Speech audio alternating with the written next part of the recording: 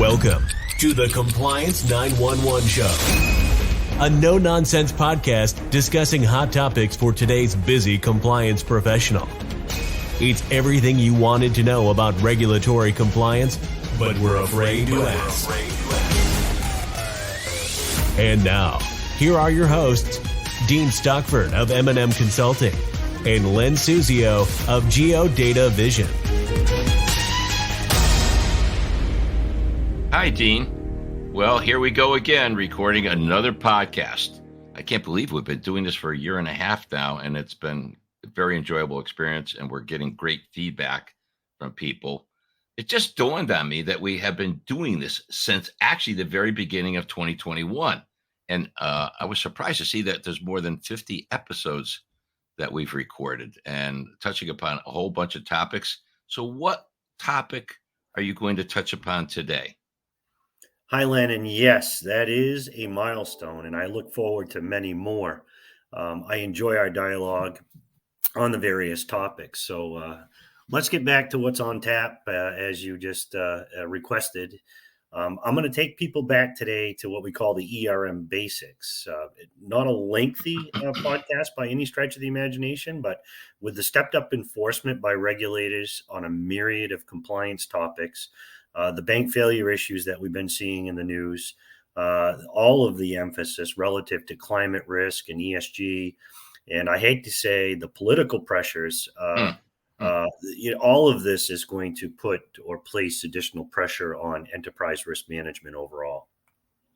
Well, Dean, I wholeheartedly agree that ERM is definitely going to be high up on every regulator's list, especially with the newer risks resulting from like ESG and climate risk and the evolving expectations relative to those issues. And that's not to mention the recent big changes under Dodd-Frank, Section 1071. ERM is definitely going to be under the microscope. So I think you picked a timely topic for today. I totally agree. And in my opinion, all regulatory eyes are focused on enterprise risk management. And executives at financial institutions can expect robust ERM exams this year and into 2024. There's no tea leaves required for this one. Well, Dean, doesn't every financial institution have an ERM? Yeah, it's a great question, but the answer is yes. But there are different versions depending on many factors. And I would encourage institutions to review their ERM policy and ensure it's adequate, whether the policy is relatively new, whether it's seasoned. There are three findings that seem to be surfacing consistently that we've seen recently from not only auditors, but also the examiners themselves. And let me kind of unpack that a little bit. So to cite a lack of coverage of technology systems, the MIS considered in the ERM policy, many ERM policies will include aspirational statements about data analysis, aggregated data, key risk indicators, and the various reporting produced for management committees and the board, and never include any wording about the need for or the reliance on adequate technology systems to support the data analysis, the aggregating or computation of performance against the KRIs. In other words, how does all this reporting come to be? And then you got to test, obviously, the integrity of the information. The discussion of technology systems in an ERM policy should include the requirement for data and technology structure that supports the institution's reporting needs, along with the need to understand where this data is, how to capture it, and how to aggregate it. And it kind of reminds me a little bit of, when you talk about CRA and the CRA context. Also, the second part is to, the lack of coverage for the strategic plan. This doesn't mean that the strategic plan has to be restated in the ERM policy over and over and over again. But since the discipline of practicing ERM is to ensure that the financial institution meets its strategic goals and objectives, this relationship to the strategic plan should be mentioned at the beginning of the ERM policy. And again, hook, line, and sinker, tone at the top, all the way down through. And then the third thing that we've been seeing is the reference to talent management. Examiners like to bandy about the phrase qualified and competent management. I think I've mentioned a couple of times before I actually saw a criticism of a BSA officer in the level of competency that they had, even though they've been with the bank for many, many years. Wow. Good talent management program will ensure that staff have the necessary skills to support that overall ERM program.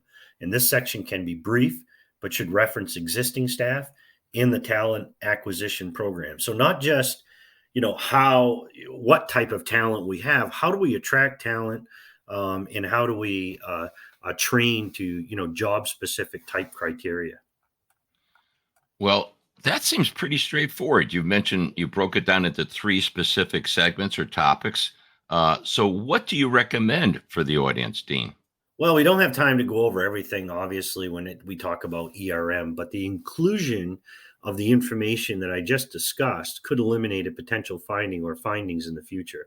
So I encourage risk managers and senior management to review policies for gaps and incorporate what I said previously.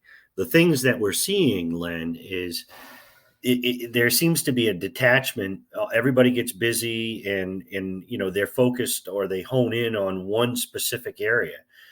Lately, I've been hearing a lot about compliance management systems. Well, that's all great, and I'm very encouraged by that. But then how does that play into their overall enterprise risk management? If you have multitude of divisions, if you have other subsidiaries, are those doing, are those part of that compliance management system or part of your overall enterprise risk program? So, I think these basics or these reminders are certainly helpful to clients to identify those types of gaps before the regulators come in and nail you on the 3 things that I just talked about. Well, Dean, I love it when you break it down and make it simple, basically. And breaking this down into 3 major areas, I think helps people digest the message that you're conveying, which is really critical. ERM is definitely a growing importance in the regulatory community, and bankers are going to see more and more of that in their forthcoming exams. So this has been a great and timely topic, and I'm certain our audience appreciates all your suggestions. This is Len Suzio from GeoDataVision. And this is Dean Stockford from M&amp Consulting saying thank you for listening to today's topic. Please let us know of any additional topics you'd like to hear in future episodes. Thanks for listening to the Compliance 911 Show. If you like the podcast, be sure to subscribe so you don't miss an episode. While you're at it, please give us a like and review to help others find the show. As always, links are in the show notes, and you can always find us online at compliance911show.com. Follow M&amp Consulting and GeoDataVision on LinkedIn for all the latest news and information on compliance hot topics.